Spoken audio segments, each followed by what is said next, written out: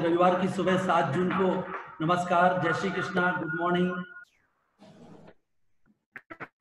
आज हम medical awareness seminar 31वां series में कर रहे हैं और ये अपने आप में पहला कहलाएगा क्योंकि ये पहली बार हम वेबिनार करने जा रहे हैं।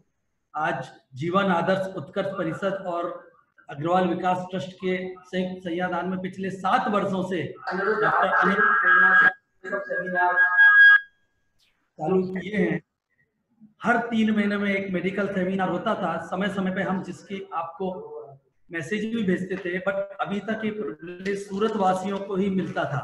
आज पहली बार है जब हम पूरे ही भारत ही नहीं, पूरे देश विदेश में जो इससे जुड़ना चाहे उसके लिए भेज रहे हैं। आप सबका तहे दिल से स्वागत है। जो लोग हमको ज्वाइन कर रहे हैं, आप सबका बहुत बहुत खूब खूब अभिनंदन। ये सेमिनार की इम्पोर्टेंस और उसके लिए क्या होती है, मैं पहले निमलेश जी भाई को इनवाइट करना चाहूंगा। वो अपने सरल शब्दों में 2 मिनट में बताएंगे। निमलेश जी।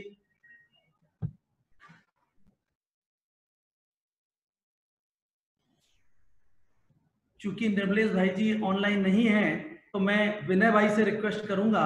विनय अग्रवाल जी हमारे दोनों डॉक्टर के परिचय देंगे।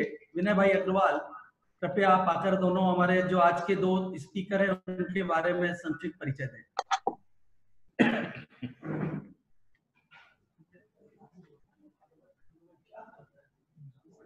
भाई और बहनों, सबको मेरा नमस्कार। जीवन आदर्श उत्कर्ष परिषद और अग्रवाल विकास ट्रस्ट द्वारा आयोजित 31वें मेडिकल वेबिनार में आप सबका स्वागत है। संडे के दिन आप अपना कीमती समय निकालकर इस वेबिनार में पार्टिसिपेट कर रहे हैं, इसके लिए मैं सबको धन्यवाद देना चाहूंगा।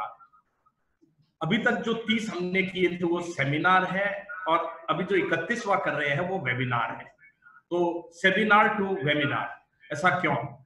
क्योंकि सोशल डिस्टेंसिंग और number of participants in a meeting, इसके जो लिमिटेशन आए हैं, तो आज वेबिनार ही एक तरीका था जिससे हम इसको कंटिन्यू कर सकें।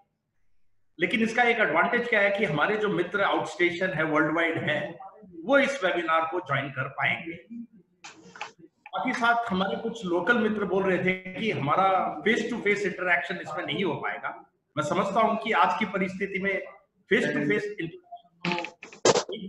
लेकिन भविष्य में जब नॉर्मलसी आएगी तो वापस हम सेमिनार करेंगे, लेकिन साथ ही साथ उसको वेब से भी कनेक्ट कर देंगे। तो ये एक नया आइडिया आएगा कि हम सेमिनार और वेबिनार का एक कॉकटेल बना देंगे। अभी गूगल है, फेसबुक है, अमेजन है, सबने वर्क फ्रॉम होम जो किया है, इससे एक बड़ा चेंज आएगा। लोगों की एफिशिएंसी में there is a 4-fold rise. जो कम्युनिकेशन टाइम है वो बंद हो गया। जो बड़ी बड़ी सिटी में महंगी और क्लस्टर वाली ऑफिसेज थी, वो इन कंपनियों को बहुत छोटी करनी पड़ेगी।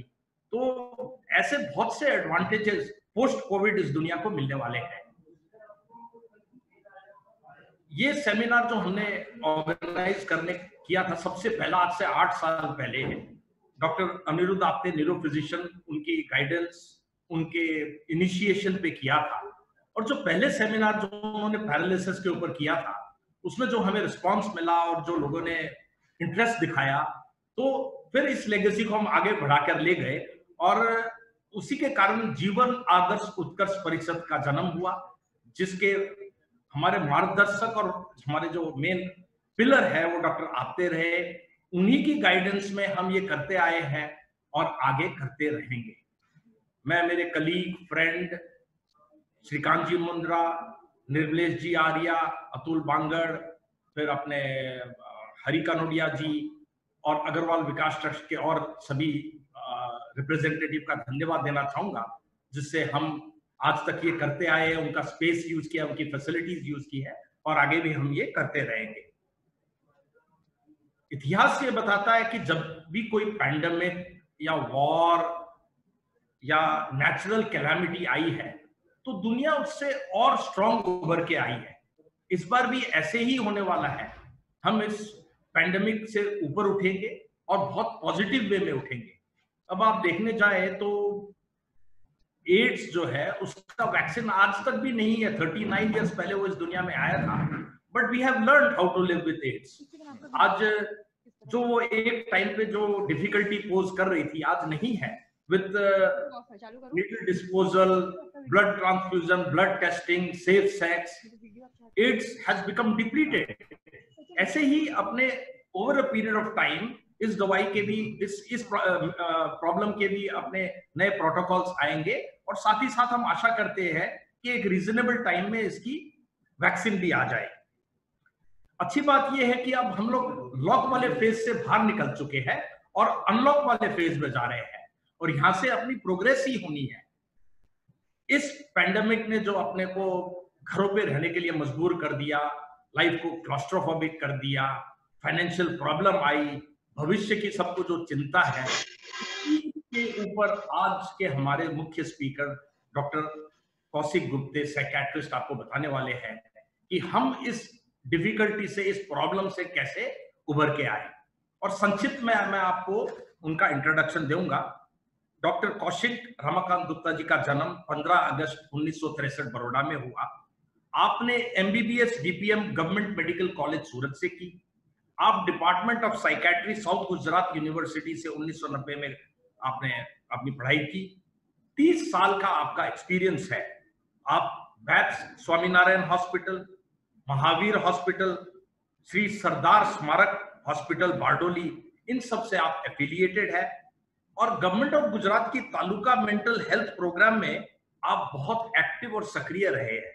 आप साउथ गुजरात ब्रांच के एक्स प्रेसिडेंट रहे हैं, वेस्ट जोन के प्रेसिडेंट रहे हैं, आप central council of west zone के रिप्रेजेंटेटिव रहे हैं, आप chairman for scientific sessions at various national and state conference रहे हैं, आप जज रहे हैं academic paper for Gujarat branch and committee of chairperson at local level. आप हारमोनियम और माउथ ऑर्गन एक्सेप्शनल बजाते हैं।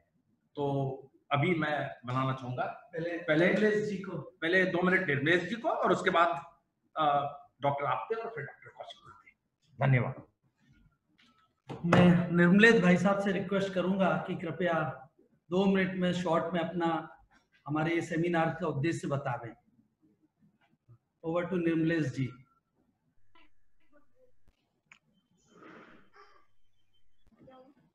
जीवन आदर्श उत्कर्ष परिषद एवं अग्रवाल विकास ट्रस्ट द्वारा आयोजित आज के मेडिकल सेमिनार में सुनने वाले सभी श्रोता बंधुओं को सादर नमन करता हूं। आज के हमारे मुख्य वक्ता डॉक्टर कौशिक गुप्ते जी एवं हमारे प्रमुख सहयोगी डॉक्टर अनिरुद्ध आप्टे जी, जो हमेशा हमारे इन सेमिनार में हमारा मार्गदर्शन करते रहे हैं, उन सभी का स्वागत करता हूं। मित्रों, ये कोरोना वायरस कोई बीमारी नहीं है, बहुत गंभीर बीमारी नहीं है, सर्दी जुकाम जैसी बीमारी है, मगर सूचना प्रसारण के जितने माध्यम है उन्होंने इतना पैनिक, इतना भयावह, इतना ज्यादा आक्रांतित हमें किया है कि हमें लगता है कि जैसे ये महाकाल की बीमारी आ गई है। तो इसलिए हमारे जितने भी श्रोता बंधु हैं, मैं बार बार इस बात को कहता हूं कि हमारे सेमिनार में भाग लेने वाला प्रत्येक व्यक्ति हमारा ब्रांड एम्बेसडर है। हमारे स्वास्थ्य का जो है समाचार देने वाला, खुद को स्वस्थ रखने वाला और समाज को स्वस्थ रखने वाला एक ब्रांड एम्बेसडर है। तो मेरा निवेदन है कि किसी भी तरीके से आपको घबराना नहीं है। आपने मेंटल वेल बीइंग को, अपने इमोशनल वेल बीइंग को पूरी तरह से मेंटेन करते हुए हमें अपने पूरे पुरुषार्थ के साथ, पूरे संयम के साथ, पूरे उत्साह के साथ और पूरी स्किलफुली हमें अपने काम में लग जाना है। कोरोना से बिल्कुल घबराना नहीं है। आज डॉक्टर कौशिक गुप्ते इसी विषय को लेकर के कि किस तरह से हम अपना मानसिक संतुलन बहुत अच्छे ढंग से बनाए रखें और अपने काम बहुत अच्छे ढंग से कर सकें, इसके ऊपर वो आज लेक्चर देंगे। मैं सभी से निवेदन करता हूं कि किसी भी तरह की घबराने की जरूरत नहीं है, पूरी सावधानी जरूर बरतें। मेरा निवेदन एक ये है कि इस बीमारी का एकमात्र इलाज है, वो है सावधानी। सावधानी बरतेंगे तो सब कुछ ठीक रहेगा, इससे घबराने की जरूरत नहीं है। बहुत बहुत धन्यवाद। अब मैं थैंक यू निर्मलेश भाई साहब। अब मैं डॉक्टर अनिरुद्ध आप्टे से निवेदन करूंगा कि कृपया हमको आज के इस परिवेश में हमको गाइड करें। आज हमारे प्रेरणा स्रोत डॉक्टर अनिरुद्ध आप्टे जी। नमस्ते। नमस्ते। आज जीवन आदर्श उत्कर्ष परिषद की तरफ से आयोजित ये जो तीसरा मेडिकल सेमिनार और पहला वेबिनार, इसकी नींव आज से लगभग 8 साल से ऊपर रखी गई थी और उस नींव को लगातार श्रीकांत जी मुंदड़ा, विनय अग्रवाल जी, अतुल जी बांगड़, निर्मलेश जी आर्य, इनकी जो प्रभावी टीम है उस नींव को मजबूत करते हुए आज उन्होंने इसको 31वें सेमिनार तक पहुंचा दिया है। और इस दौरान कई प्रभावी स्पीकर्स और कई कॉमन बीमारियों से जुड़ी हुई चर्चाएं इन सेमिनारों में हुई हैं। ये जो सेमिनार करने का विचार हम सब मित्र लोगों में आया, उसका कारण ये था कि पब्लिक में, आम जनता में जागरूकता पैदा की जाए कि स्वस्थ कैसे रहें और बीमारी के शुरुआती लक्षणों को किस प्रकार पहचानें और बीमारी के शुरुआती लक्षणों को पहचान कर तुरंत मेडिकल सहायता उपलब्ध जहां पर भी हो उस सहायता का लाभ लें, ताकि बीमारी छोटे स्वरूप में ही रहे। A stitch in time saves 9, जो इंग्लिश में कहावत है। अगर शुरुआती लक्षणों को पहचान के उसका ट्रीटमेंट करा लिया जाए तो बीमारी विकराल रूप धारण नहीं करती है, और अगर विकराल रूप धारण नहीं करती तो पेशेंट जल्दी ठीक हो जाता है, आर्थिक रूप से भी सुदृढ़ रहता है, शारीरिक रूप से भी सुदृढ़ रहता है और मेंटल और इमोशनल रूप से भी सुदृढ़ रहता है। ठीक उसी मेंटल और इमोशनल सुदृढ़ता की कड़ी में आज का वेबिनार है, क्योंकि ये अभूतपूर्व समय जो आया है पिछले 2.5-3 महीने का पूरे विश्व के लिए, इस अभूतपूर्व समय में विश्व का हर एक व्यक्ति प्रभावित हुआ है और उस समय हमारा मानसिक संतुलन किस तरह से रखा जाए। जो एम्प्लॉयर्स हैं वो मजबूर हुए हैं जॉब कट्स करने में, जो एम्प्लॉयज हैं वो रिसीविंग एंड पे हैं, उनकी जॉब्स कट हो गई हैं, आर्थिक समस्याओं का सामना करना पड़ रहा है, एम्प्लॉयर्स के बैंक लोन्स हैं, बैंक के इंस्टॉलमेंट्स नहीं भर पा रहे हैं, कई सारी समस्या दोनों तरफ से हैं। और सबसे बड़ी समस्या हेल्थ केयर वर्कर्स, जिनको मैं सलाम करना चाहूंगा, वो लगातार डटे हुए हैं, बिना पीछे हटे हुए। They are fighting without caring for what will happen to them or their families, and I am proud to be a part of that healthcare worker community along with Kaushik Gupte। and इस मानसिक संतुलन को कैसे बनाया जाए इस विपत्ति की घड़ी में, और हाउ टू कन्वर्ट दिस, ये जो विपत्ति है इसको अपॉर्चुनिटी में कैसे बदला जाए, वो अगर हम मानसिक संतुलन रखेंगे तो ही संभव है। तो over to you, Dr. Kaushik Gupte, so that you can enlighten us how to remain stable and remain emotionally and mentally healthy during this period. Thank you. Pranam. Kaushik Gupte साहब, अब आपसे निवेदन है कि आज के की स्पीकर आप स्विच ओवर लेके और आज के परिवेश में गाइड करिए हमारी और हमारे पूरे जो भी भाई बंधु हैं, मान सबके कल्याण के लिए आप गाइड करिए।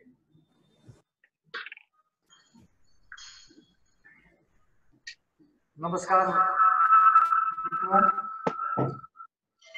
Thank you, Dr. Apte ji, for briefing about the importance of today's webinar now in the current scenario. आज का जो अपना टॉपिक है वो है mental wellbeing, support each other from lockdown 1 to unlock 1। Mental wellbeing दोस्तों मतलब एक मानसिक स्वास्थ्य, सपोर्ट, आधार, एक दूसरे के आधार बने लॉकडाउन 1 से लेकर के अनलॉक 1 तक। तो यहाँ मेंटल वेलबींग शब्द का यूज किया गया है। तो क्यों ये सब्जेक्ट, ये शीर्षक के बारे में हम पहला थोड़ा समझ लें, उसके बाद जो है हम लोग आगे अपने विषय पे आएंगे। इसकी शुरुआत देखिए तो जब हमारे आदरणीय प्रधानमंत्री जी इन्होंने जनता कर्फ्यू का ऐलान किया था कि 22 मार्च को जनता कर्फ्यू लगाया जाएगा और सभी को अपील की थी और सभी देशवासियों ने पूरे उत्साह के साथ जनता कर्फ्यू मनाया भी था। फिर दूसरी अनाउंसमेंट महत्व की हुई कि India will be under complete lockdown for 21 days. Modi ji साहब ने ये अनाउंसमेंट भी कर दिया कि there will be a complete bar on people from stepping outside, कोई घर से बाहर नहीं निकलेगा। जनता कर्फ्यू के बाद ये अनाउंसमेंट कि 24 मार्च 00 आवर्स के बाद कोई घर से बाहर अपनी आवश्यक चीज वस्तुओं के सिवा नहीं निकलेगा, इसकी ज़हारत है। सोचिए, पहले एक बार माइंड प्रिपेयर किया, फिर ये अनाउंसमेंट हुई। ये कुछ तस्वीरें आपके सामने मैं रखता हूं। ये अपने भारतवर्ष की कुछ सुप्रसिद्ध टूरिस्ट प्लेसेस है। दिल्ली का लाल किला, इंडिया गेट, कलकत्ता का विक्टोरिया मेमोरियल, बॉम्बे का गेटवे ऑफ इंडिया। हर तस्वीर में आप देखिए कि दो अलग अलग कंपैरिजन किए हैं। पहले जब मतलब लॉकडाउन नहीं था और ये लॉकडाउन के बाद। तो देखिए ये सब टूरिस्ट प्लेसेस कैसे खाली खम लगते हैं और एक माहौल कैसा एक धीमे धीमे चिंताजनक बनता जाता है। ये कुछ अलग अलग शहरों की तस्वीर हैं आपके सामने। ये कुछ ऐसे एरियाज हैं जो कि काफी व्यस्त रहा करते थे, लेकिन लॉकडाउन के वक्त सब सुनसान हो गए। Absolutely nobody on the road और कोई दिखता नहीं है। तो ये जो है आपको धीरे धीरे धीरे करके जनता कर्फ्यू, लॉकडाउन की अनाउंसमेंट, सुनसान रोड, कैसे एक चिंता का माहौल मन में बनता जाता है। फिर मोदी जी ने अनलॉक 1 की शुरुआत कैसे करें उसके बारे में चर्चा विमर्श करने के लिए सबों से मीटिंग की और ये कैसे हम कर सकते हैं इसकी जानकारी के लिए भी उन्होंने मीटिंग किया। अब जो 3 स्लाइड्स आपके सामने आएंगी वो कुछ अपने विषय से लगते हैं। देखिए, जनता कर्फ्यू के बाद शाम को उन्होंने बोला था कि भाई ये सब लोग थाली बजा करके या तालियां बजा करके सभी हेल्थ वर्कर्स का और सभी कोरोना वॉरियर्स का सपोर्ट करें, सबका हौसला बढ़ाएं। सी द वर्ड हौसला is very important over here, क्योंकि जब कोई ऐसी माहौल में काम करता है तो हमारे साथ कोई है, पूरे देश की प्रजा हमारे साथ है, तो हमारा हौसला बढ़ता है, तो एक सपोर्ट हमारे लिए एक स्ट्रांग बनता है। फिर एक अनाउंसमेंट हुई कि शायद 10 में वो डेट थी, तब मोदी जी ने सबको अपील की कि रात को 9 बजे 9 मिनट तक सभी लोग अपने घर के बत्तियां वगैरह, लाइट्स वगैरह बुझा दें और हाथ में कैंडल दिया लेकर के या टॉर्च लाइट लगा करके या तो मोबाइल फोन का जो टॉर्च है वो ऑन करके बाहर खड़े रहें। उनका यह मानना था कि ये जो amid the darkness spread by corona pandemic, इस अंधकार को दूर करे, we must continuously progress towards the light and the hope, एक आशा की ओर हम कदम आगे बढ़ाएंगे। तो ये शुरुआत से मोदी जी ने सपोर्ट सिस्टम लोगों के मनों में मजबूत करते गए, क्योंकि उन्हें भी मालूम था कि भाई कहीं ना कहीं लोगों का मानस डगमगा रहा है, तो ऐसे सिचुएशन में सपोर्ट बनना, हौसला जारी रखना काफी जरूरी है। उससे बढ़कर ये देखिए यार, एक अनाउंसमेंट बाद में ये भी हुई कि जो हॉस्पिटल्स बहुत ही एक्टिवली कार्यरत है कोविड-19 के उपचार के लिए, उन लोगों को कुछ समय ही नहीं मिलता अपने घर जाने के लिए या तो कोई अपना सोशल फंक्शनिंग के लिए। तो इन लोगों के लिए, इनका हौसला बढ़ाने के लिए उनके हॉस्पिटल्स पे, उनके प्रीमाइसेस पे अपने एयरफोर्स के द्वारा जो हेलीकॉप्टर्स है, चॉपर्स है, उनसे पुष्प वर्षा की जाए।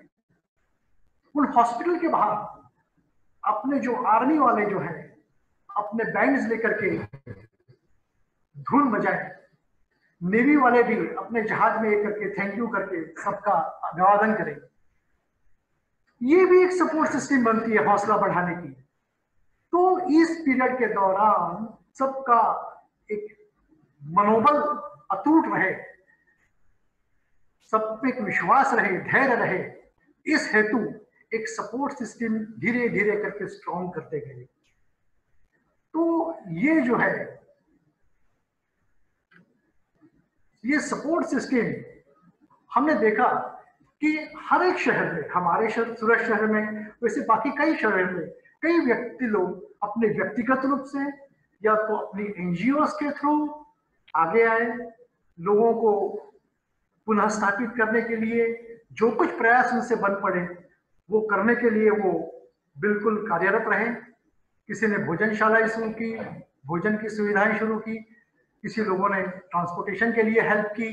तो ये सपोर्ट एक दूसरे के बनते गए। So now I am coming to that point कि ये जो अपना शीर्षक हमने रखा है कि mental wellbeing, support each other from lockdown 1 to unlock 1, मतलब शुरुआत से लेकर के एक लोग लॉकडाउन 1 की जाहिरात से लेकर के अनलॉक 1 का भी जो फेज शुरू हो रहा है, through out the phase everybody requires to boost up their own mind power, and for that reason the support system has to be strong. इसलिए हम एक दूसरे का आधार बने। तो देखिए मित्रों, क्या आपको नहीं लगता कि all are facing the stress? Almost, मैं मानता हूं कि almost all of us have experienced various degrees of stress at the different levels during this phase, lockdown 1 to unlock 1, and that we are going to discuss today. कहीं ना कहीं कम या ज्यादा मात्रा में हर एक आदमी, फिर ये मैं भी क्यों ना हो, मैं भी मानसिक रोग का डॉक्टर हुआ तो क्या हुआ, आखिर मैं भी आदमी हूँ, मैं भी मानवीय हूँ, मैंने भी ये स्ट्रेसेस सहन किया है। तो ये सब जो है ये हम धीरे धीरे डिस्कस करेंगे। और इसीलिए कहा है कि for our mental wellbeing we need to support ourselves and each other. पहले हमें अपनी खुद की मदद करनी है और फिर हम लोग आपस में एक दूसरे की मदद करते हैं। अब जो है क्या इम्पैक्ट क्या हुआ, इम्पैक्ट मतलब असर। कोविड-19 ये पैंडेमिक की सिचुएशन से शारीरिक तौर पे तो बीमारियां हुई है, लेकिन हम आज चर्चा करेंगे, स्पेशली फोकस करेंगे मेंटल हेल्थ इश्यूज पे कि मानसिक आरोग्य पे क्या असर हुआ है। क्योंकि मेरा मानना है कि जब भी कोई बीमारी या ऐसी कोई महामारी होती है तो शरीर टूटता है, शरीर के प्रॉब्लम होते हैं, लेकिन मन टूटना पहले से शुरू हो जाता है। देखिए हमने कहा कि what areas did the lockdown impact, कहां इम्पैक्ट हुआ है। Lockdown applies to the 3 main areas, तीन मेन एरिया देखिए आप। एक तो फिजिकल मूवमेंट, पहला क्या हुआ, physical movement out of the home, लोगों की बाहर आना जाना, घर से बाहर आना जाना बंद हो गया। Social distancing when outside the home, अगर घर के बाहर भी जाएंगे तो भी एक किस्म का सोशल डिस्टेंस सबको मजबूरन रखना पड़ेगा, जरूरी मतलब वो एकदम जरूरी बन गया। एंड द रिस्ट्रिक्टेड, तीसरा क्या है कि restricted availability of most public services. अब सब कुछ पहले जैसा आसानी से नहीं मिल रहा था। याद करिए आप लॉकडाउन 1-2 का फेज, काफी चीजें ऐसी थी कि सब कुछ आसानी से नहीं मिल रहा था, सिर्फ एसेंशियल सर्विसेज ही सबके लिए ऑन थी। So this there was a sudden and drastic alteration in the daily routine. सबके डेली रूटीन में एकदम यकायक एकदम बदलाव आ गया। सबको एकदम यकायक चेंज करना पड़ा। हमें मालूम भी नहीं था कि कल से हमको इस कदर अपनी लाइफस्टाइल में बदलाव लाना पड़ेगा। And with this many millions students in the boarding houses, rental apartment, सब अपने घरों में, रेंटल अपार्टमेंट में अपने काम के बिना सब घर पे बंद हो गए।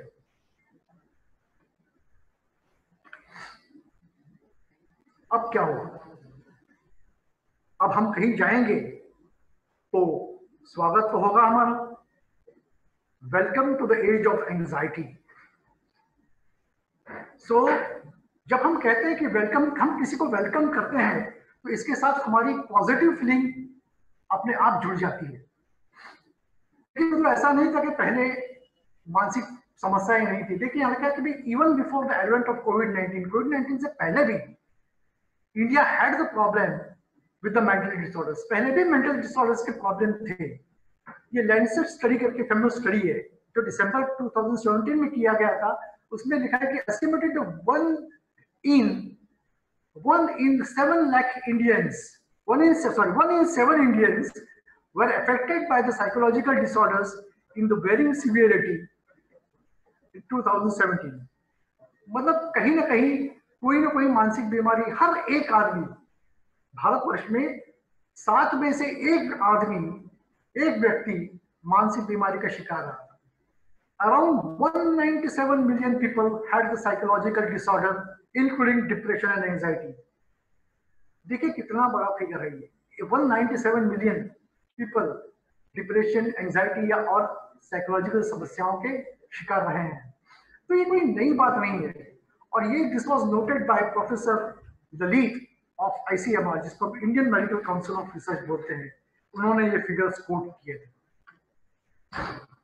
ये नक्शा भी उस टाइम पे उन्होंने रखा था।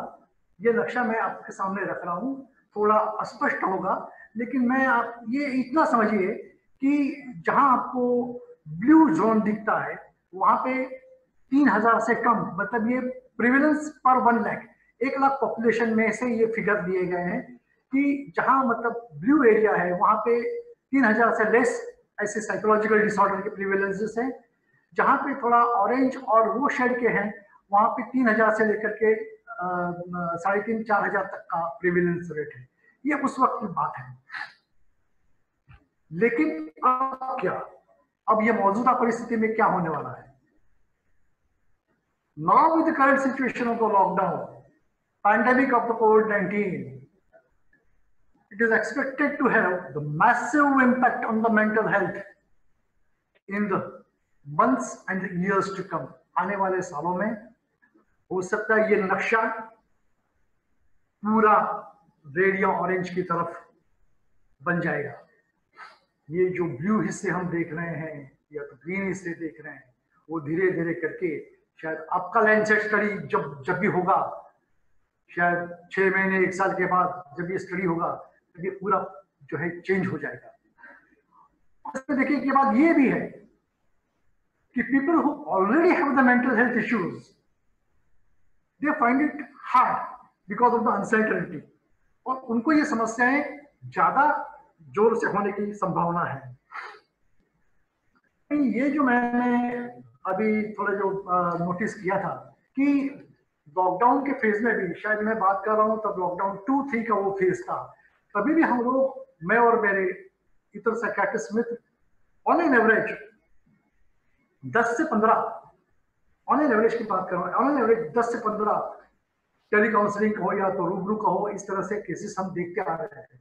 लेकिन अब पक्का मुझे लगता है कि अनलॉक फेज और अनलॉक फेज के बाद ये संख्या मेरे हिसाब से 2 से 3 गुनी बढ़ जाने की संभावना हमें लगती है।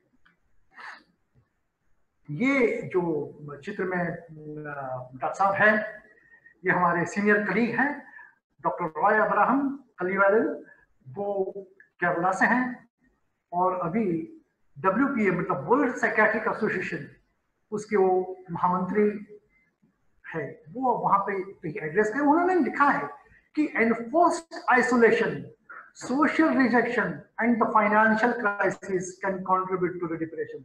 अगर देखिए आपको कहता है कि नहीं आपके एरिया में एक केस पाया गया है कोरोना का, अब आप क्वारंटाइन हो जाओ, अरे आपको मालूम भी नहीं है, कल तक हमको मालूम भी नहीं था कि हमारे घर में से अपने में से किसी को प्रॉब्लम है। कल एकाएक सिचुएशन में हमको मालूम पड़ा कि हमें आइसोलेट होना है। आप सोचिए, आप कल अच्छे खासे घूम फिर रहे थे, ये बोल रहे थे, आपको बोला अब आप आइसोलेशन में आ जाओ, फला आदमी आइसोलेशन हो जाएगा, आपको घर से बाहर नहीं निकलना है, आप क्वारंटाइन हो गए हो। तो ये जो एक फोर्स हो गया, एक फोर्सफुल आइसोलेशन हो गया। और नेचुरली ऐसा होता है तो आपकी सोसाइटी में, आपके अपार्टमेंट में आजू बाजू वाले लोग देखें, अरे यहाँ पे ऐसा, ये आदमी तो क्वारंटाइन हो गया। तो लोग जिस हिसाब से हमको देखने लगते हैं, तो ये सोशल एक रिजेक्शन जैसा हो जाता है। हमको लोग एक सामाजिक दूरी बनाने लगते हैं, और फाइनेंशियल क्राइसिस तो ऊपर है ही है। तो ये सब भी जो है डिप्रेशन के लिए जवाबदार कारण है, ऐसा डॉक्टर साहब ने अपने वक्तव्य में वहां बताया था। अब ये जो है, जो मैं अगेन टू द पॉइंट कि impact on the mental health, तो कौन से मेन मेजर इम्पैक्ट पड़ते हैं? तो anxiety, depression, obsessive compulsive disorder, जिसको हम सामान्य तौर पे ओसीडी कह के जानते हैं, and panic disorder. These four are the most commonly found mental health problems in the current phase. Anxiety को शायद हम हिंदी में चिंता रोग कहेंगे, डिप्रेशन को उदासीनता रोग कहेंगे, ऑब्सेसिव कंपल्सिव डिसऑर्डर को शायद धूम रोग कहेंगे। मैं इतना हिंदी बड़ा पावरफुल नहीं है। पैनिक डिसऑर्डर भी एक किस्म का एंजाइटी का ही प्रॉब्लम है, तो हम आगे देखेंगे। तो ये चार जो है, ये consider to be the main जो है इम्पैक्ट ऑन द, इसमें अपना साइकोलॉजिकल इम्पैक्ट में आता है।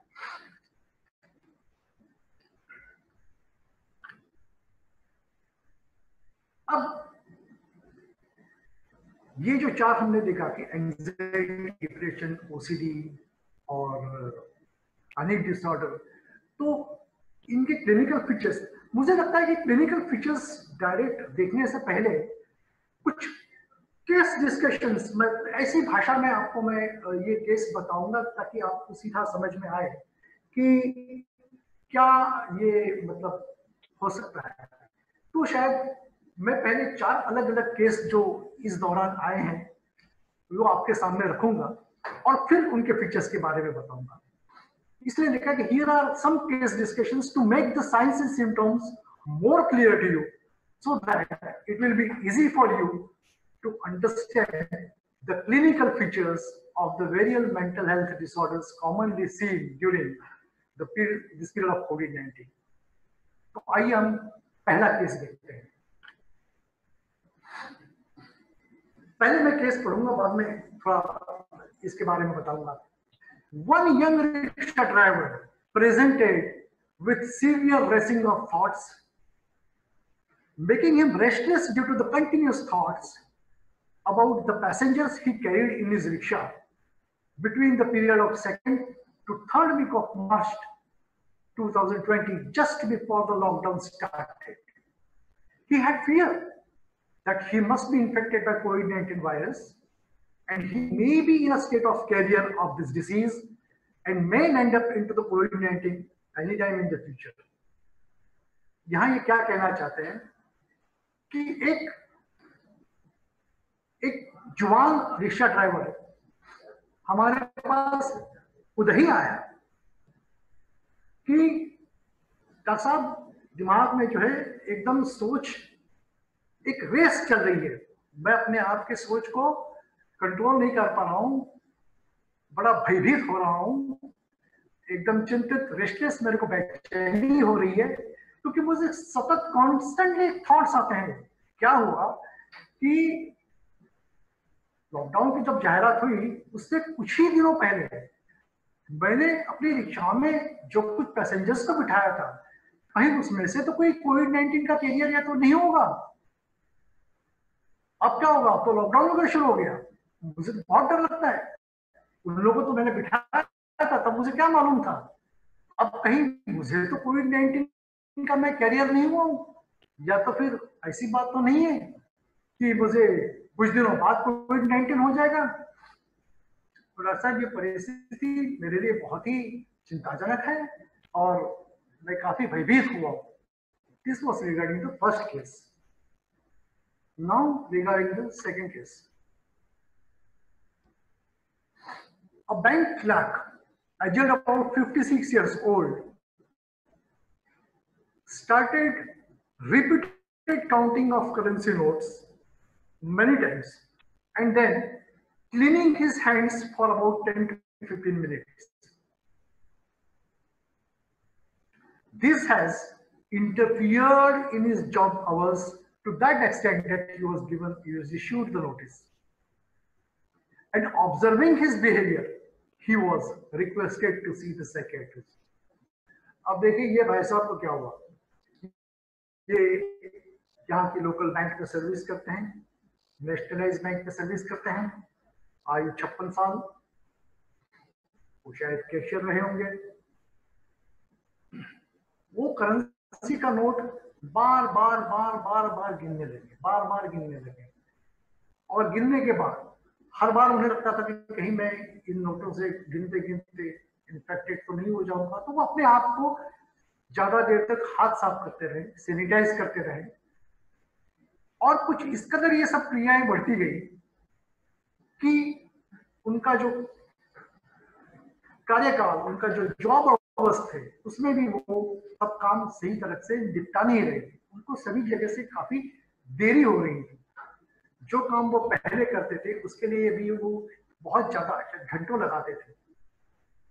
और ये बात जब उनकी मैनेजमेंट की, उनके आजू बाजू के वर्कर्स को पता चला तो उन्होंने पहले तो उनको ये किया और फिर कहा कि नहीं भाई, आपके लिए किसी साइकियाट्रिस्ट को ही कंसल्ट करो।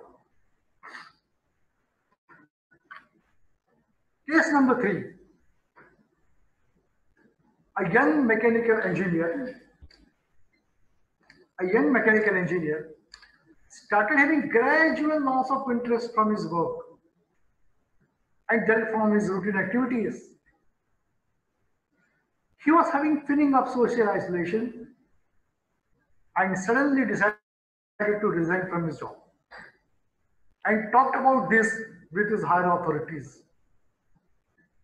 His boss decided to send him on leave for some days. At home also, he was staying aloof. He started having negative thoughts and interrupted sleep. He was careless about his daily routine. Family members took him to their family physician, who subsequently referred him to the psychiatrist. एक young mechanical engineer अपने यहाँ की local एक company में service करता था। धीरे धीरे करके उसको अपने काम से जो उसको एक रुचि रहती थी, काम के प्रति एक उत्साह रहता था, वो भी कम होना शुरू हो गया। आलसी बन गया वो। उसका अपना जो डेली रूटीन था वो भी उसको अच्छा नहीं लगने लगा और उसको कुछ ऐसा प्रावधान किया था कंपनी में कि कोरोना की वजह से वो बाहर के लोगों को, मतलब सभी कर्मचारी बाहर की दुनिया के संपर्क में न आवे, कंपनी का प्रोडक्शन वगैरह भी बरकरार रहे। तो उन्होंने उनका कुछ अलग गेस्ट हाउस में या कुछ नहीं करके वहां सभी कर्मचारियों का एक व्यवस्था प्रावधान किया गया था कि सब लोग वहां रहें। उनका खान पान की व्यवस्था, ब्रेकफास्ट, लंच, डिनर, मतलब जो है सब व्यवस्था वहां किया। तो उनको वहां रहना है, कंपनी का जो है स्टाफ पोजीशन वहां आएगा, उनको वहां से ले जाएगा और शायद कुछ 15-20 दिनों के बाद उनको कुछ छुट्टी बारी बारी करके दी जाएगी। ऐसा कुछ शेड्यूल मुझे ठीक से याद नहीं है, लेकिन ऐसा था कि भी उनको इस तरह से आइसोलेट किया गया था ताकि कंपनी का भी काम चलता रहे। कोई गलत बात नहीं है, उनके लिए सभी मतलब व्यवस्थाएं की गई थी। लेकिन ये महाशय उनको एक सोशल आइसोलेशन लगने लगा। शायद घर की याद आती होगी, बच्चों की याद आती होगी, परिवार मित्रों की अलग याद आती होगी, तो उनको एक सीवियर फीलिंग सोशल आइसोलेशन का लगने लगा। बस फिर क्या, कंपनी का माहौल, यहाँ अकेलापन, सिर्फ वही दोस्त, वही लोग सामने सामने, और कहते हैं ना खाली दिमाग शैतान का घर। अब बस उन्होंने ठान लिया ऐसे ये नहीं तो और जॉब कर लेंगे, कुछ भी कर लेंगे, लेकिन अब यहाँ नहीं रहेंगे, हम रिजाइन कर देंगे। सीधे पहुंच गए ऑफिस में, बोल दिया ये हालत है सब, मैं तो काम नहीं करूंगा। लेकिन his boss decided to send him on the leave for some days. लगता है कि यहाँ उनके बॉस काफी समझदार हैं, काफी होशियार हैं। वो उस कर्मचारी से, उस इंजीनियर से, उसकी काबिलियत से, उसके काम से काफी वाकिफ परिचित थे। उनको लगा कि शायद ये कोई जल्दबाजी में कोई डिसीजन दे रहा है और ये उचित नहीं है, इसलिए उन्होंने कहा कि भाई एक काम कर, रेजोल्यूशन तो मतलब बात की बात है, पहले तुम कुछ दिन तक आराम कर लो, शायद तुम्हारी तबीयत ठीक नहीं है, आराम कर लो। I think this was a good decision on the part of that particular management. उन्होंने उसको आराम करने के लिए बोला। फिर क्या था, वो घर आ गए, लेकिन घर में भी एक वृत्ति बढ़ती रही, वो अकेले अकेले रहने लगे। फिर उनको वही नेगेटिव थॉट्स कि चलो आज तो मुझे रजा पे उतर दिया है, कहीं ऐसा तो नहीं कि फिर मुझे काम पे ही नहीं लेंगे, मुझे फिर निकल जाना पड़ेगा, मैं काबिल हूँ। लेकिन अब तो इन लोगों को मालूम पड़ गया कि भाई मेरे को ऐसा नेगेटिव थॉट्स है, मैं खुद रिजाइन करने को बोलता था, तो हो सकता है कि आगे चल के ये परिस्थिति क्या चेंज हो, उसमें मुझे नौकरी से निकाल भी दें। फिर क्या हुआ, again the chain of the negative thoughts started coming in the mind. फिर क्या था, इनकी नींद भी उड़ गई, इंटरप्टेड स्लीप हो गई। इनके चलते हुए धीरे धीरे ये महाशय अपने डेली रूटीन में भी एकदम केयरलेस होने लगे। तो ये सब देखते हुए फैमिली वालों को भी लगा ये सब क्या हो रहा है, ये ऐसे तो नहीं थे, ये पहले कभी ऐसे नहीं थे, इतने होनहार थे, ऐसा बदलाव क्यों? शायद वो फैमिली, ऐसी परिस्थिति में हम पाते हैं कि डायरेक्ट साइकियाट्रिस्ट के पास शायद कोई नहीं आता, फैमिली उनको अपने फिजिशियन, फैमिली फिजिशियन के पास ले गए। जाहिर है, दैट्स करेक्ट अप्रोच, कहीं ना कहीं तो वो लोग ले गए फैमिली फिजिशियन, क्योंकि वो वाकिफ होता है पूरी फैमिली हिस्ट्री से, पेशेंट के बिहेवियर से। उसको लगा कि कहीं ना कहीं ये डिस्टर्ब माइंड से रिलेटेड बात है, और फिर उन्होंने कहा कि भाई साहब आप साइकियाट्रिस्ट को कंसल्ट करो। This was regarding the third case. अब चौथा और लास्ट केस। आई होप आप लोग बोर नहीं होते होंगे, ये थोड़ा सब्जेक्ट ऐसा है, मैं अपने आप से कोशिश कर रहा हूँ कि थोड़ा इंटरेस्टिंग बने।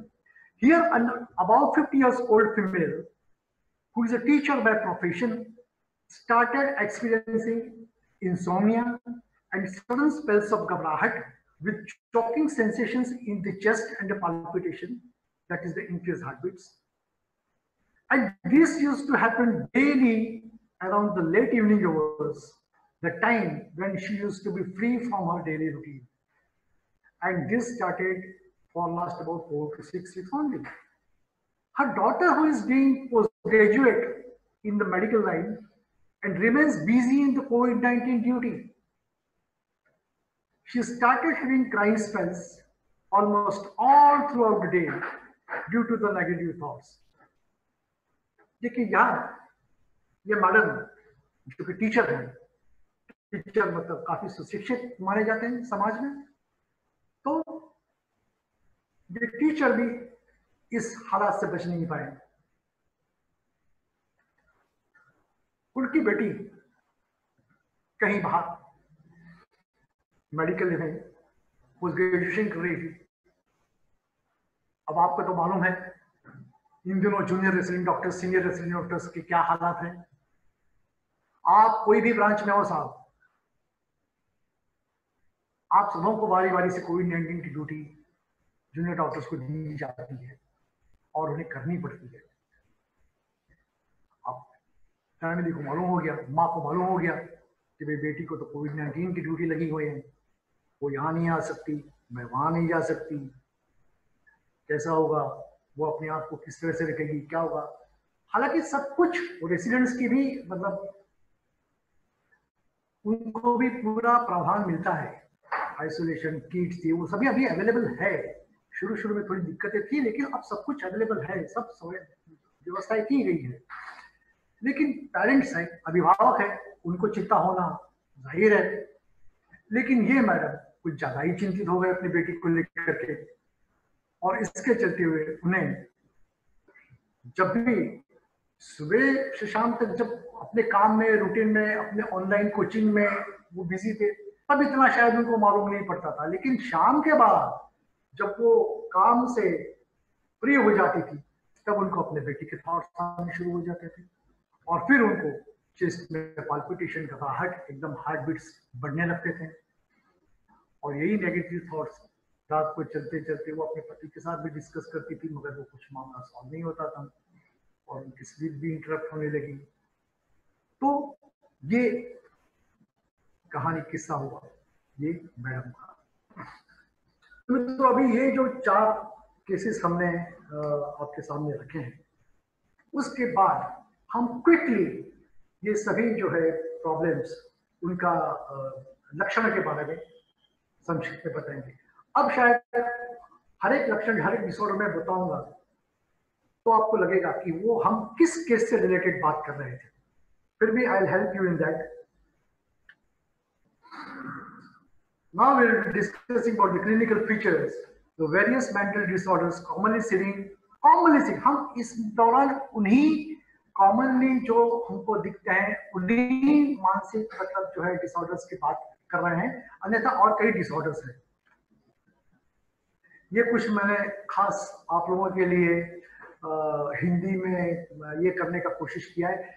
ये जो पहला जो है वो एंजाइटी न्यूरोसिस का है। पहला, इसके कुछ 10 अलग अलग लक्षण है। ये देखिए, ज्यादा चिंता करना, छोटी छोटी बातों को लेकर, मित्रों छोटी छोटी बातों को लेकर ज्यादा चिंता करने का भी एंजाइटी का लक्षण है। इसके चलते हुए क्या होता है, आप अपने महत्वपूर्ण कामों को अच्छी तरह से कर नहीं पाते हैं। शायद हो सकता है कि ये लक्षण देखते देखते आप सभी लोग खुद भी इसके अंदर उतर जाओ और खुद ही अपना एक सेल्फ असेसमेंट करके हो जाओ कि कहीं मुझे ये तो प्रॉब्लम नहीं है। सेकंड थिंग, दूसरा लक्षण है उत्तेजित होना। जब कोई बहुत परेशान होता है तो उसका जो सिंपैथेटिक नर्वस सिस्टम एकदम तेज काम करने लगता है और क्या होता है, हार्ट बीट फास्ट होने लगते हैं, पसीने छूट जाते हैं, मुंह भी सूखने लगता है। ये उत्तेजित अवस्था का लक्षण है, जो भी एक एंजाइटी चिंता रोग का लक्षण है। बेचैनी होना, बेचैनी होने पर क्या होता है कि एक असहजता, घबराहट होने लगती है। जैसे वो हमने पहले केस से रिलेट किया, वो रिक्शा ड्राइवर वाला केस था, क्योंकि एंजाइटी का एक लक्षण है, युवाओं में ज्यादा देखने को मिलता है। नाउ इफ यू रिमेंबर, वो रिक्शा ड्राइवर भी मैं बताया था आपको कि वो युवा रिक्शा ड्राइवर था, युवाओं में ज्यादा देखने को मिलता है। थकान, हमें बता अननेसेसरी थकान लगती है, थोड़ा बहुत काम किया भाई थक गए, और एक फीलिंग थकान की ही आती है, घबराहट साथ में रहती है, साथ साथ में एक चिंता करने से तनाव भी रहता है, लेकिन हम कुछ एबनॉर्मली थकने लगते हैं। ऐसा ध्यान देने में मुश्किल। Now this is I am talking about the concentration. Concentration dear friends, concentration very important. कोई भी काम अच्छी तरह से करने के लिए हमारे काम में ध्यान, एकाग्रता देना बहुत जरूरी है। कुछ अध्ययनों से पता चला है कि जो लोग चिंता से ग्रस्त है उन्हें 90% मामलों में ध्यान केंद्रित करने में कठिनाई होती है, और कुछ अध्ययनों से पता ये चलता है कि चिंता से याददाश्त पर भी असर पड़ता है। दरअसल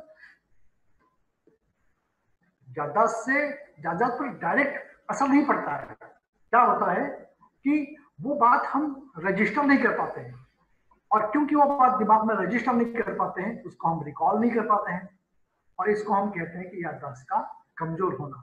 सो ध्यान देने में मुश्किल, मतलब difficulty in concentrating is one of the signs of anxiety. चिड़चिड़ापन, देखिए बनाने वाले ने भी क्या बेहतर कार्टून बनाया है। हाँ, उसने वो एक ढक दिया है थैली से ऊपर ताकि उसका मुंह न दिखे चिढ़ा हुआ। बस ये पता नहीं चला कि उसमें लेडीज का फोटो ही क्यों ले आए। तो उसमें जो श्रोतागण जो है, उसमें जो लेडीज है, इस पर आपत्ति न जताएं। एक स्टडी के अनुसार एंजाइटी से पीड़ित युवाओं और मध्यम आयु के वर्ग के लोगों को रोज कम से कम 2 से 3 बार ज्यादा चिड़चिड़ापन होता है। ये तो मतलब ठीक है, 2-3 बार ऐसा गिनती करना मैं ठीक नहीं जानता हूँ, लेकिन कुछ चिड़चिड़ापन बढ़ने लगता है। क्या होता है, हर छोटी छोटी बात पे हम चिढ़ने लगते हैं। हमको खुद को भी कभी कभी लगता है कि ऐसा क्या हूँ, मैं क्यों ऐसा चिड़चिड़ कर रहा हूँ। हमारे जो इतर साथी लोग हैं उनको भी लगता है क्या पहले से कोई ये ज्यादा ही चिड़चिड़ा हो गया है, माजरा क्या है। This is also one of the science of anxiety. Muscles में तनाव, ज्यादा दिनों तक ये सब मांसपेशियां जो है उसमें एक किस्म का तनाव रहता है, जिसको मस्कुलर टेंशन कहते हैं, वो भी एक बढ़ जाता है। हमको कई मतलब मसल्स एक वगैरह होने लगते हैं, दुखावे वगैरह होने लगते हैं, मतलब जो दुखना कहते हैं वो होता है। और ये भी एक एंजाइटी का लक्षण है। सोने में समस्या, यहाँ चित्र भले लेडी का हो, लेकिन ये हम मर्दों के लिए भी उतनी ही लागू पड़ती है। नींद में सोते सोते गिर जाना, या तो आधी रात में जग जाना, फिर डिस्टर्ब स्लीप, फिर नींद नहीं आना, ये भी एक एंजाइटी का ही लक्षण होता है। पैनिक अटैक, एंजाइटी से पीड़ित लोगों को पैनिक अटैक मतलब कुछ 10-15 मिनट के लिए ऐसा प्रॉब्लम एंजाइटी का होता है, कुछ स्वस्थ भी हो जाते हैं, लेकिन अगेन जब नेगेटिव थॉट्स फिर से आते हैं तो फिर से एकदम वो अटैक आता है। तो बार बार में छोटे छोटे अटैक्स जो आते हैं एंजाइटी के, जिसमें अटैक्स के in between the period patients कुछ हद तक नॉर्मल भी रहता है। तो ये जो है जिसके कहा गया कि एंजाइटी से पीड़ित लोगों को पैनिक अटैक होना, जिसके कारण हार्ट बीट बढ़ना, पसीना आना, फिट्स आना, सांस की तकलीफ, सीने में जकड़न, उल्टी, खुद पर कंट्रोल नहीं रहता है, ये सब जो है पैनिक अटैक्स के लक्षण है। और ये now if you related with case number 4, वो जो टीचर मैडम का केस हमने डिस्कस किया था, उनको कहीं ना कहीं ये पैनिक डिसऑर्डर के लक्षण है, ऐसे मान के हम चल सकते हैं। सोशल आइसोलेशन, मित्रों ये मेरे हिसाब से general knowledge about the anxiety का एक लास्ट लक्षण है। देखिए यहाँ इस चित्र में देखा है कि कुछ ग्रुप में ये मित्र फ्रेंड्स बात कर रहे हैं और ये एक बंदा अलग से खड़ा है। जिन लोगों को एंजाइटी होती है वो सामाजिक स्थितियों से थोड़े से डरे रहते हैं, उन्हें लोगों के साथ उठने बैठने में दिक्कत लगती है, अच्छा ही लगता है। ऐसा लगता है कि ये लोग अगर वो सोशल होंगे तो वो लोग उन्हें जज करने लगेंगे, उनके बारे में कुछ सोचने लगेंगे, हो सकता है वो लोग उनकी बातों को कुछ अहमियत नहीं दें और वो अपने आप को ऐसे ग्रुप से अलग अलग काटने लगते हैं और सोशली एक आइसोलेट फील करने लगते हैं। ये कुछ लक्षण हमने वो मैकेनिकल इंजीनियर के केस में भी देखा था कि वो अपने आप को फिर धीरे धीरे करके कटता चला रहा था। तो अगर आप में से ऐसे लक्षण दिख रहे हैं मित्रों तो सावधान हो जाइए कि आपको क्या करना है, कहीं डॉक्टर से कंसल्ट करना है, क्या करना है। ये 1 से 10 जो लक्षण थे वो अब तक के एंजाइटी रोग के लक्षण थे। केस नंबर 1, केस नंबर 4, ये ज्यादा करके एंजाइटी और पैनिक के केस थे।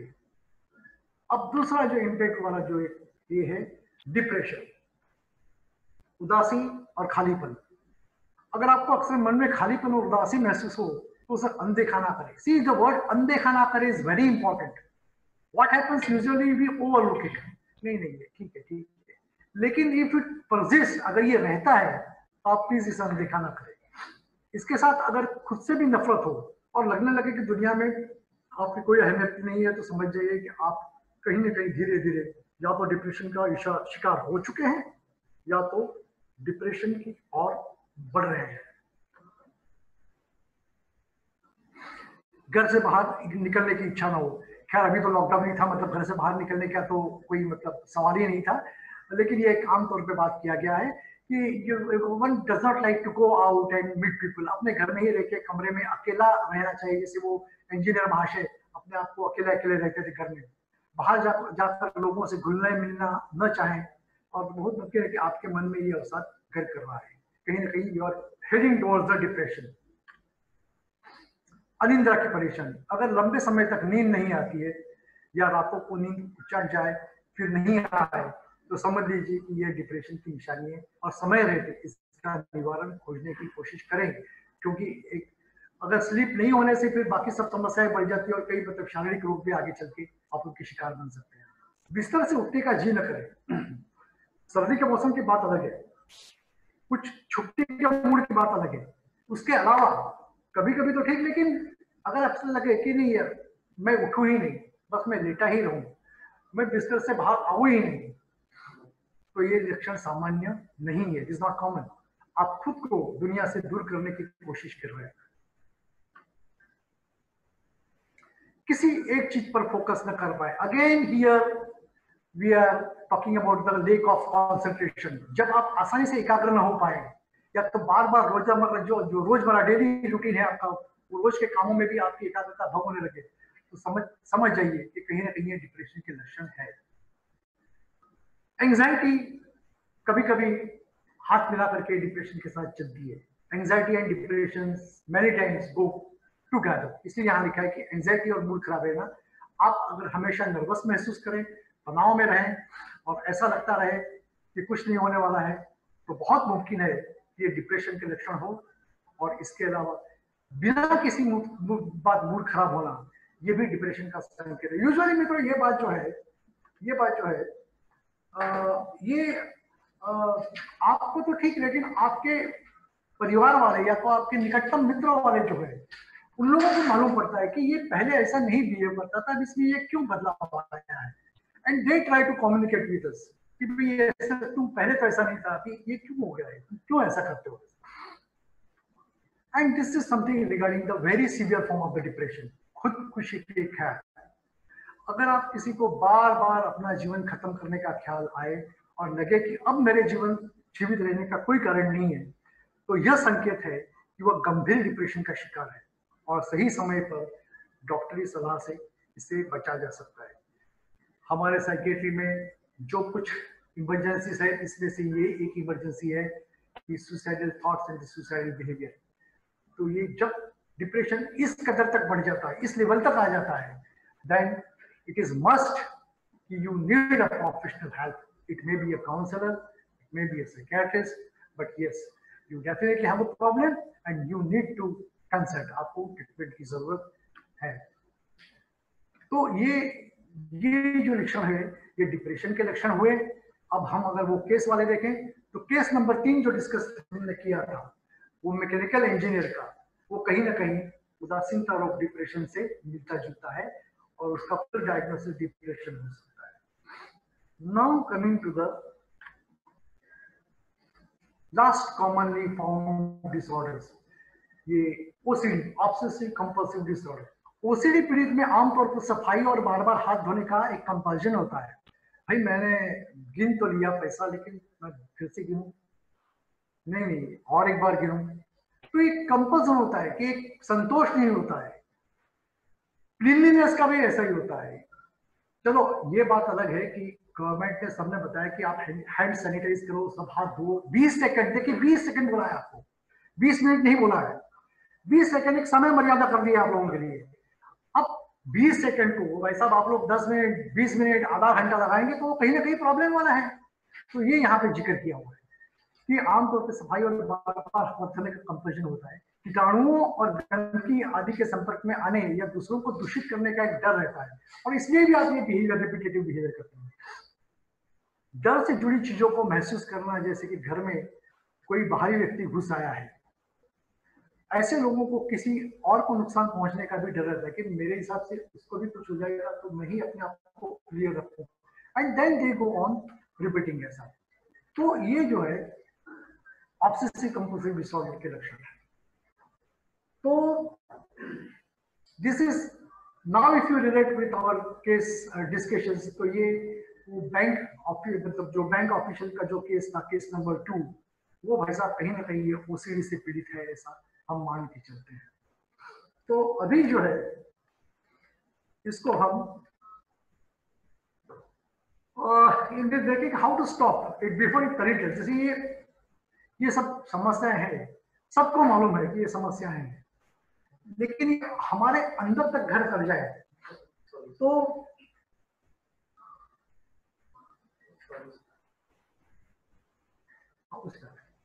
ये जो है इसके लिए क्या करें। तो एक शॉर्ट ये बोला है कि पहला बात है डेली मेडिटेशन, दूसरा है regular moderate physical exercise. Regular moderate physical exercise, देखिए इसका मतलब ये नहीं कि जिम जाना है, मतलब एक तो ये आप घर पे भी कर सकते हो, बाहर वॉक में भी कर सकते हो, वॉक जाना भी अलाउड हो गया है। And early identification of the symptoms, जो इन चिन्हों को जितना हो सके उतना जल्दी आप ये करो, पहचान। And sharing is very important. जो कुछ मन में विचार है उसके साथ शेयर करो किसी के साथ, sharing about it with the closed ones. नहीं तो फिर अपने अपने डॉक्टर को कंसल्ट करने में जिसको मत, हेजिटेशन मत करो। If needed go for the professional help, लगे तो फिर प्रोफेशनल काउंसलर साइकियाट्रिस्ट के पास आप जाओ। Avoid the addictive substances like alcohol, tobacco chewing, opioid, ये जो व्यसन वाले पदार्थ है उनसे दूरी रहो।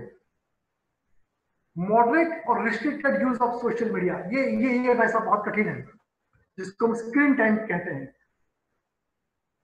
बाहर नहीं गए तो हम कई देर तक व्हाट्सएप है, मैसेजेस है, या तो न्यूज है, टीवी के स्क्रीन है, कहीं ना कहीं मेरे हिसाब से ज्यादा 2 या 3 घंटा ही स्क्रीन टाइम लगाए, उससे ज्यादा न लगाए, ये शायद सबों के लिए बेहतर रहेगा।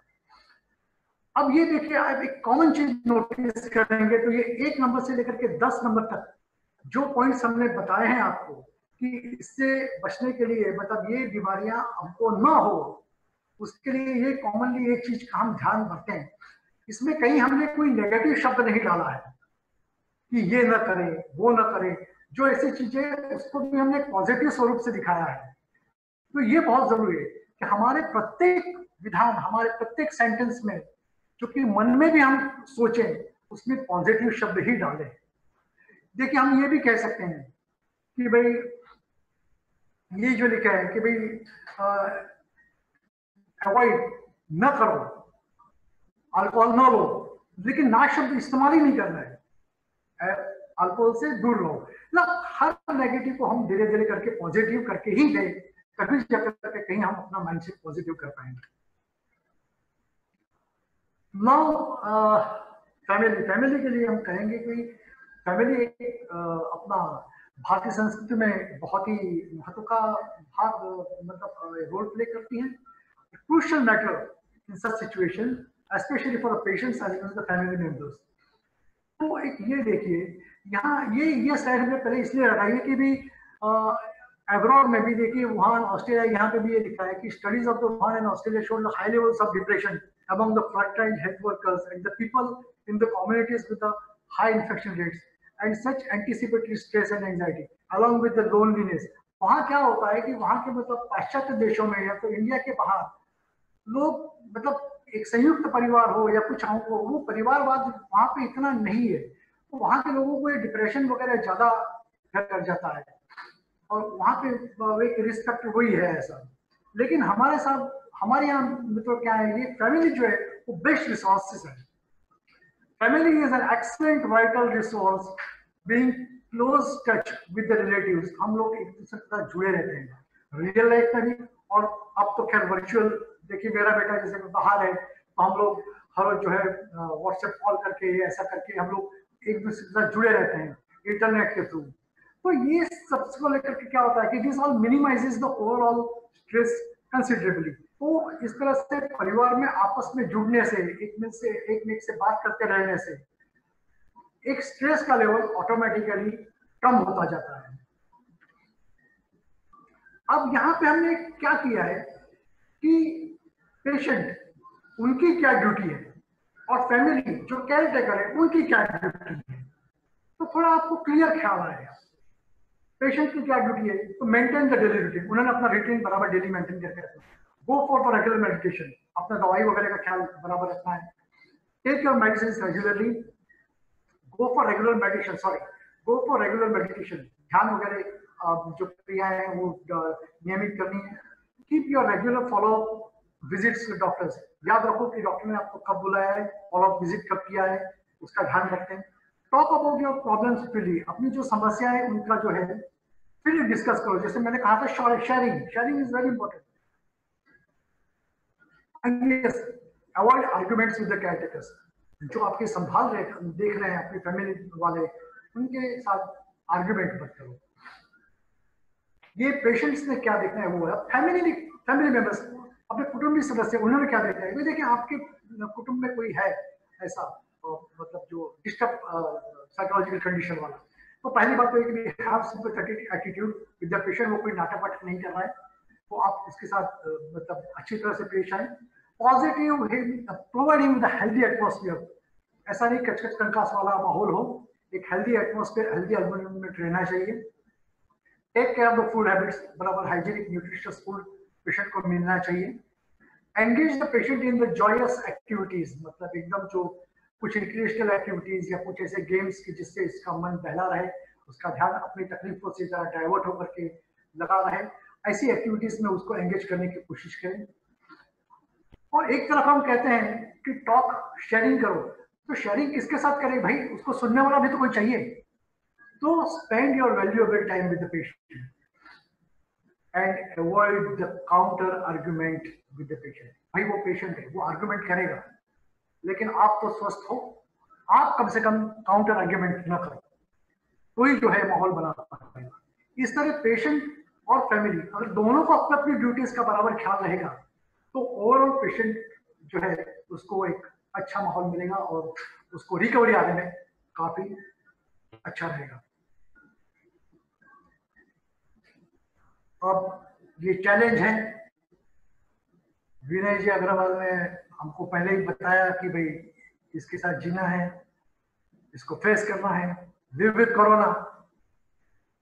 ये मिस्टर आर्य जी ने भी कहा शुरुआत के इंट्रोडक्शन में कि लिव विद कोरोना। तो ये face we have to face the challenge but see how to get rid of it. क्या हम इसे छुटकारा पा सकते हैं? तो इसमें क्या है, लुक आफ्टर योरसेल्फ। पहले तो आप अपना खुद का ख्याल रखो, only then you can look after the others. अगर आप खुद का ख्याल नहीं रखेंगे तो औरों का ख्याल भी नहीं रख पाएंगे। And avoid the simple social distancing features. हमें आदत है कि अपने निकटतम मित्र मिले तो उसको गले लगाना, जिसको हक कहते हैं, या तो हैंडशेक करना।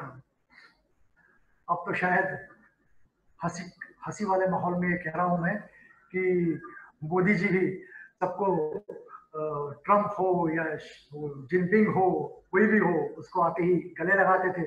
लेकिन शायद अभी वो भी जो है वो नमस्ते से ही काम लेंगे, सभी लोग नमस्ते ही से ही काम लेंगे। ये पाश्चात्य देशों के जो लीडर्स है वो सबको ब्रिटेन वाले अपने जो अंग्रेज हैंडशेक करना सिखा रहे, लेकिन हमारा जो नमस्ते है वही शायद आखिरकार काम में आया है और सभी लोग जो है वही नमस्ते का ख्याल रखें। ये कुछ मतलब ये स्टाइल में बताया कि और what are the alternatives of handshake, hugs and. तो ये कुछ बताते ही नहीं, अलग अलग लोग किस तरह से ये अभिवादन करते हैं, किस तरह से मिलते जुलते हैं ऐसा। लेकिन हमारे यहाँ तो हम शायद अभी नमस्ते से ही काम चला लेंगे, लेकिन सामने वाला आपको किस तरह से ग्रीट करता है आप भी अपने हिसाब से ग्रीट करो, लेकिन एक फिजिकल डिस्टेंस, शारीरिक दूरी, सामाजिक दूरी बनाए रखो। तो ये इसके लिए का है। एंड यस, आप सभी लोग ये करते हैं, reach out the people who are in self isolation. जो लोग कटे हुए हैं आप उनका सामने से संपर्क करो, कुछ जोक्स वगैरह भेजो आप उनको व्हाट्सएप पे, या कुछ उनको कॉल करो। अब तो वीडियो कॉल की भी सुविधा हो गई है, वीडियो कॉल करो, एक समक्ष चेहरा देखने को मिलेगा तो उनको भी एक आइसोलेशन नहीं लगेगा। तो ये भी बात काफी जरूरी है। वॉलेंटियर टाइम, देखिए आजकल पैसा तो सभी देने को तैयार है, आप डोनेशन के लिए जाओ तो चाहे लंबी कतारें मिल जाएगी, लेकिन समय कौन देगा? तो ये यहाँ लिखा है कि offer to pick up, deliver the shopping और any other things which they need. आप अपने समय में से, अपने बहुमूल्य समय में कुछ समय निकाल करके ऐसे लोगों की क्या प्राथमिक जरूरतें हैं, उनके लिए कुछ लाना है, क्या करना है। वो बुजुर्ग है, वो नहीं जा सकते बाहर इस माहौल में, या उनके लिए खतराजनक है, तो आप उनके लिए क्या करोगे, ये ज्यादा जरूरी है। So your time and labour, ये याद रखिए, आपका समय और आपकी मदद, ये जो है आपका your and time labour could be a big help to someone who are needing the support in this present area. Share the positive news only. कई मित्रों को आदत है कि कुछ भी नेगेटिव न्यूज आया तो वो पहले शेयर करेंगे, लेकिन मित्रों अगर पॉजिटिव एटमॉस्फेयर बनाना है तो शुरुआत हम अपने खुद से करेंगे। कोई भी नेगेटिव बात न फैलाएं, and that too without confirmation. WHO से आई हुई माहिती या तो कोई एकदम ठोस आपको लगे कि ये माहिती का स्रोत जो है वो बिल्कुल सही है, तभी उसको साथ शेयर करें। Share the positive news only. There are so many examples of the people helping one another. हम देखते हैं कि लोग एक दूसरे को मदद करते हैं। वैसी काफी स्लाइड्स आती है कि ये लोग कुछ भोजनशाला चला है, कोई ट्रांसपोर्टेशन अरेंज कर रहा है हमें पता, तो उनके साथ बात करें या तो उनका ही ऐसा न्यूज स्प्रेड करें। सो हियर टुगेदर, एक साथ रह करके we can progress to a new positive post कोविड-19 वर्ल्ड।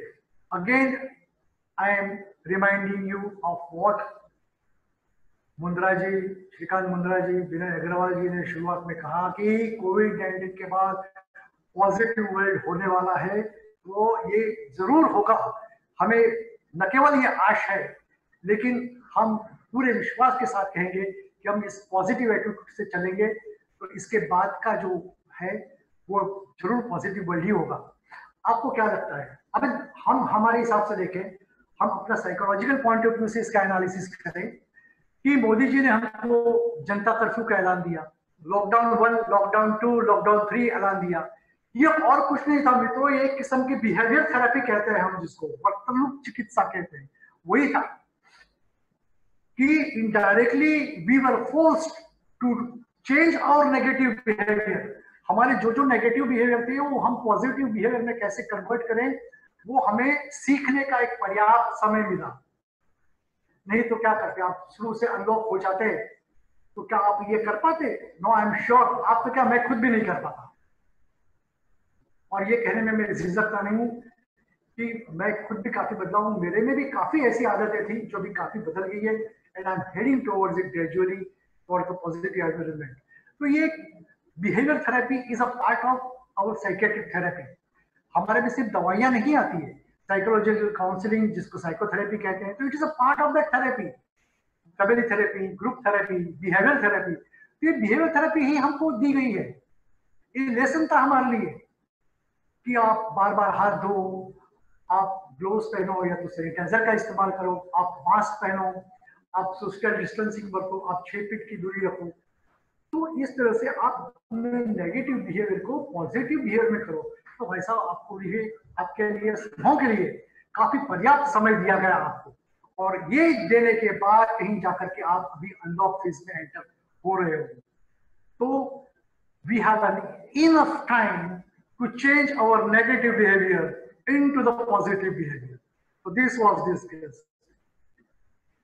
ये समाज अपना, अवार्ड ऑफ सोसाइटी क्या करे, तो इसके लिए एक लिखा है जो मुझे सोचा कि भाई और medical as well as the educational institutions जो है, ये पब्लिक हेल्थ एजेंसीज और अपनी पॉलिटिकल पार्टीज, थोड़ा मुश्किल है शायद प्रैक्टिकली ऐसा कहूं तो चलेगा, लेकिन our medical as well as educational institutions and the public health agencies and the political parties all will have to join their hands and work together just to face this global threat. ये एक वैश्विक threat challenge है, तो इसको face करने के लिए हम सबों को, जो मेडिकल एजुकेशन इंस्टीट्यूशन है, अपनी और एजुकेशन इंस्टीट्यूशंस है, हमारी पब्लिक हेल्थ एजेंसीज है, एनजीओज है, पॉलिटिकल पार्टीज है, सभी ने एक दूसरे के साथ कोऑर्डिनेट करके ये करके चलना चाहिए और ये होना चाहिए। शुरुआत में मित्रों हमने जो इंडिया का मैप और ये वो सब जो पहली 2-3 स्लाइड्स जो रखी थी, उसके लिए वो हम लोगों ने सिर्फ कल ही टाइम्स ऑफ इंडिया में ये आर्टिकल आए थे, मिस्टर नारायण के नीम में से संपर्क लेकर के हमने ये बनाया था। अब ये जो है, ये मैं आपको कहना चाहूंगा कि भाई मैं जो है, मैं तो चाहूंगा I choose the happiness, I choose the happiness. After all ये डिस्कशन के बाद मैं खुद तो जो है अपने लिए सुखी अवस्था चाहूंगा। I will choose the happiness. What about you? हाँ dear friends, what about you? If yes, then carry on with the total positive attitude. अगर आप भी मेरी तरह हैप्पीनेस को ही चूज करते हैं, खुशी को ही चूज करते हैं, तो अभी से एक पॉजिटिव एटीट्यूड का रखना शुरू कर दो और पॉजिटिव माहौल ही रखना शुरू कर दो। सभी कुछ जैसे हमने आगे डिस्कस किया, पोस्ट कोविड पॉजिटिव वर्ल्ड की ओर हम आगे बढ़ रहे हैं, बढ़ेंगे, और तब हमको ये सब काफी काम में आएगा। So, with this, first of all, I would like to thank Mr. Shrikant Ji Mundra, Shri Vinay Ji Agrawal, Shri Nirmalesh Ji Arya, Mr. Atul Bangar of जीवन आदर्श उत्कृष्ट परिषद. I also extend my sincere thanks to Mr. Haribhai Kanodia and Girish Mittal of Agarwal Vikas Trust. And last but not least, all the technical staff who work relentlessly for this presentation. पूरा यहाँ group का ये जो है technical staff, यहाँ जो जगह हमको प्रोवाइड की गई इसके लिए उन सभी का धन्यवाद कहता हूँ. और आप श्रोता जो अपना बहुमूल्य समय निकाल करके, क्योंकि अनलॉक का तो शायद ये पहला रविवार है अगर मैं भूलता ना हूं तो इस रविवार को कहीं बाहर न जाते हुए आप यहाँ आए हैं, इसलिए आप सभी को मेरा धन्यवाद. Thank you. मैं डॉक्टर साहब का बहुत बहुत धन्यवाद देना चाहूंगा. उन्होंने डिटेल में इस पैंडेमिक के टाइम पे क्या सिम्टम्स थे, टिपिकल केसेस बताए, और फिर लास्ट में जो बातें बताई दे वर अमेजिंग कि इनका सोल्यूशन कंसिस्टेंटली इरिस्पेक्टिव ऑफ वो प्रॉब्लम कुछ भी है तो वही है कि you know like to moderate exercises, sleeping well, family support and pranayam, all that, you know, and good diet.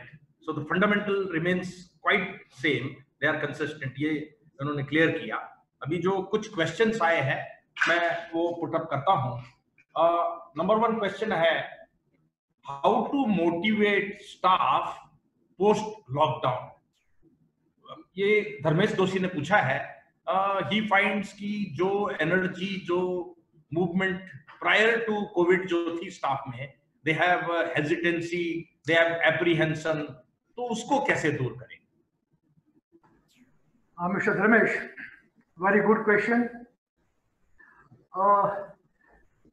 Motivation कैसे बढ़ाया जाए, उसके लिए सबसे पहले मेरा जवाब यह रहेगा, sir please don't use any negative और इंसेंटिव स्टेटमेंट्स.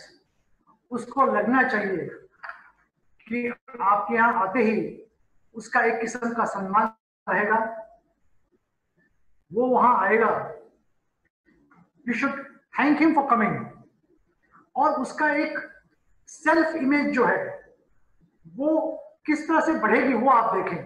जब तक कि किसी की सेल्फ इमेज नहीं बढ़ेगी तब तक उसका सेल्फ मोटिवेट होना मुमकिन नहीं है.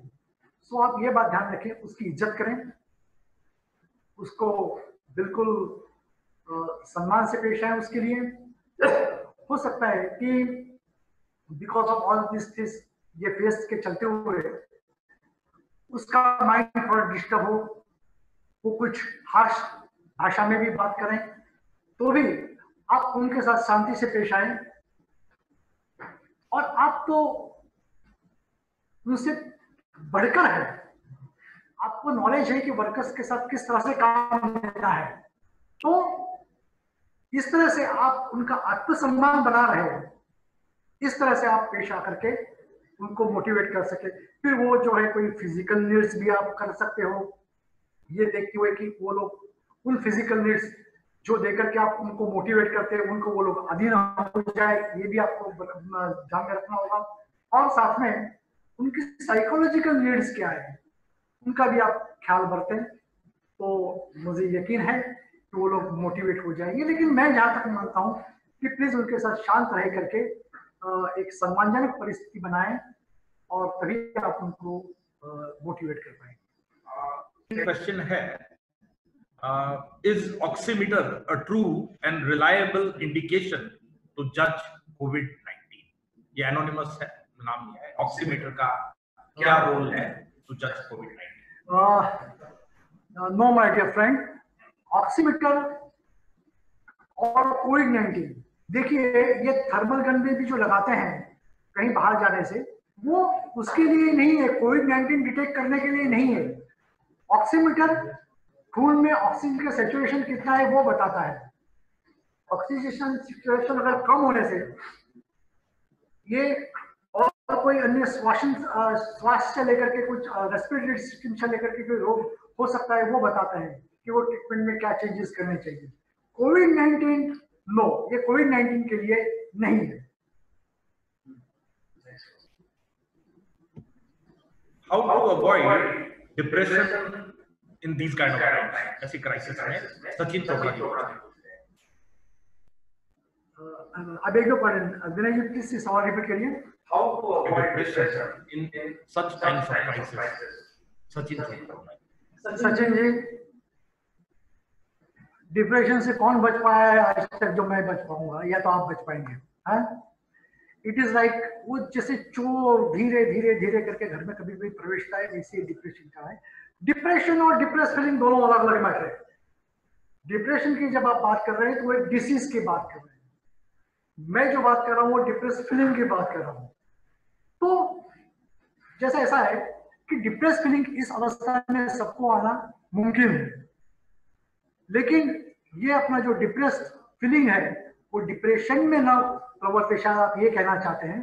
तो इसके लिए आप, जैसे मैंने कहा, पहले तो हर नेगेटिव न्यूज या तो नेगेटिव पोस्ट से दूर रहिए। जो कुछ किसी ने आपके साथ शेयर किया है उसका पूरा जानकारी ऑथेंटिक है कि नहीं उसकी ये लीजिए। हमेशा पॉजिटिविटी के ही करब रहिए और अपने आप को कभी अंडर एस्टिमेट मत करिए। Don't under estimate yourself. आपके जो पोटेंशियल्स है वो इस लॉकडाउन के पीरियड में कम हो गए हैं औरों के मुकाबले। ऐसी एक भीति मन में ना घुसने दें। इससे क्या होगा कि आपका मनोबल टूट रहेगा, और अगर मनोबल नहीं टूटेगा तो मुझे नहीं लगता कि आप डिप्रेशन की शिकार होंगे। Next question is 10 to 11-year-old children repeatedly say go around, and this is a very common thing. They just keep on repeating. How to handle the situation? Please guide Sumit K. ये स्वाभाविक है, और ये lockdown पे actually ये lockdown के phase में हुआ क्या है कि भाई साहब आप जिसने प्रश्न किया है उम्मीद तो आप ही घर पे ही रहे हो, सभी घर पे हैं। तो वो बच्चा को शायद पहले भी उसके मन में यह सवाल होगा, बोर होता होगा, लेकिन हो सकता है लॉकडाउन वाले पीरियड में हमें ऐसी बात नहीं है। बोर अगर वो हो रहा है तो बेसिकली उसके एरियाज ऑफ इंटरेस्ट क्या है वो आप देखें। उसको किसी एक प्रवृत्ति में बिजी रखने की बजाय सॉरी के चेंज ऑफ एक्टिविटीज, उसकी एक्टिविटीज आप चेंज करें तो ज्यादा बेहतर है।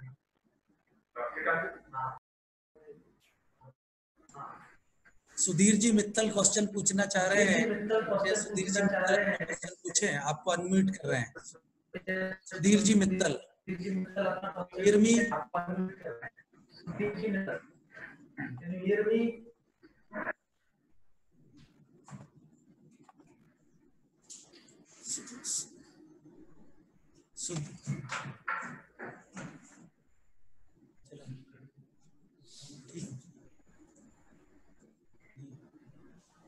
आपके पास कोई क्वेश्चन है क्या? चलो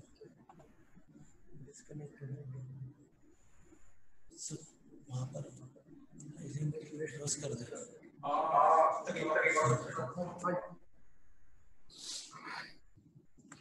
People have started to accept the situation to live with corona. Still there is fear in one corner of the mind that when this is end and things become normal, how to cope up with this fear? Sir, practically speaking, हर चीज का and, sir practically speaking, medical and होता है ऐसे situation में, या तो social political and, या तो मेडिकल एंड होता है सिचुएशन में, या तो सोशल पॉलिटिकल एंड होता है।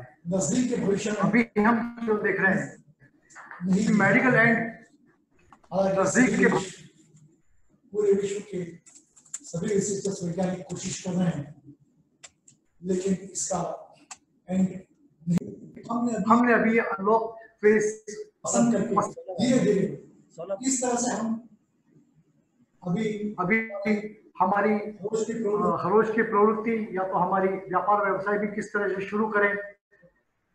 हमने इस हिसाब से अपना एंड खोजने की शुरुआत कर दी है। रही सवाल अपनी ये भीति की, भीति डर अगर होता है तो होने दो, लेकिन ये फीलिंग डोंट स्टॉप इट। मैं तो ये कहता हूँ कि कोई भी डर अगर मन में थोड़ा सा हम रखते हैं, कोई भी काम जो है और अच्छी तरह से परफॉर्म कर सकते हैं। कोई थोड़ा सा डर रहता है तो रहने दो, पूरी स्ट्रेस रहती है तो उसको रहने दो। बस एज अ स्मार्ट इंडिविजुअल आप यही देखिए कि ये नॉर्मल स्ट्रेस करना। That's it. Sudhir ji Mittal, can you hear me? आप कोई हाथ रेज कर रहे हैं, you have raise the hand. आप क्वेश्चन पूछना चाहेंगे? बंद कर। Sudhir ji Mittal, can you hear me? आपका हैंड रेज था, क्वेश्चन नहीं आया है।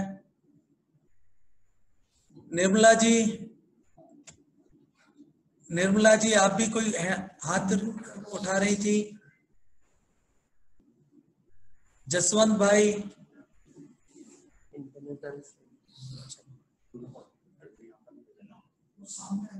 चलो हम ठीक है, कल कंक्लूड करना है। क्या इफेक्ट रहेगा अपने जीवन में?